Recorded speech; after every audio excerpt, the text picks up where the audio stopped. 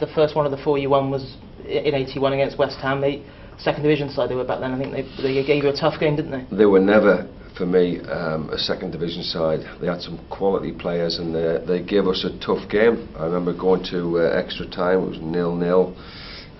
I went on the rampage, managed to score the goal. Sammy Lee was in an offside position, and we thought we'd won the game with 3 or 4 minutes left.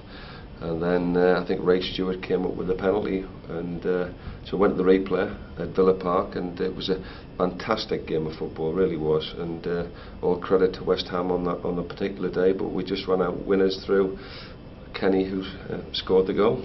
And a year later, it was Tottenham, and that was another one that went the full distance, 3-1 after extra time. Amazing, really, because they started brightly, and you know, we could never really match them in the early stages, and we were struggling.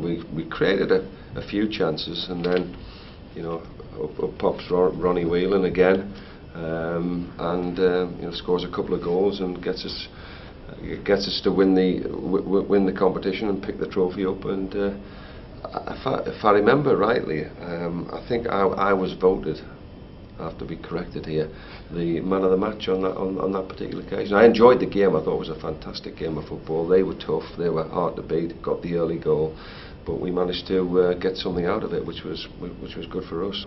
And the '83 final against United, another one, you were on the score sheet? Yeah, I can't remember too much about it, but if you've got 5 minutes, I'll tell you. It was a case of I'd actually tried to score a few minutes earlier because it was Steve Coppell who was marking me at that particular. I should have been marking him, but he was marking me. I got the ball, had a shot, just missed the target. Just getting my range. My range is 25, 30 yards, and then when it came to me again from Graham Souness, crossfield ball, took one thought, and it was to have a shot at goal, and Gary Bailey unfortunately was a little bit unsighted down to his left hand side, and I think he had in mind that Ian Rush was there to pounce if he pushed it out. Unfortunately for him, he pushed it into the back of the net, and you know, scored the goal. And then, you know, we thought you know, we can go on to win this, but it took again extra time because we were playing against Manchester United, who were just becoming a bit of a force. And the final one of the four, '84 against Everton, must have been a special one, with it being the first All Merseyside Cup final, another one that went to a replay as well. Yeah, we love replays, don't we?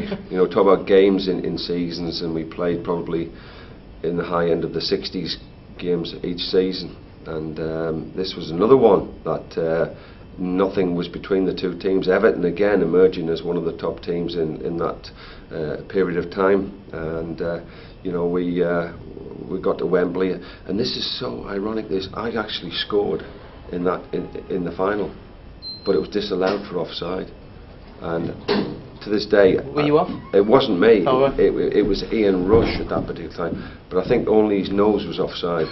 It wasn't his body, it was his nose, and that was unfair on him. But if you were level in those days, you were offside anyway. But he played the ball into me, I scored past Neville Southall, thought I won the game, and unfortunately we had to go to the replay, which is again just down the road, Manchester City Stadium, and a Graham Souness effort from 25 yards. But I remember the onslaught that we took in the second half from Everton, because Graham Sharp was very, very good, but again we stood strong and managed to win the game.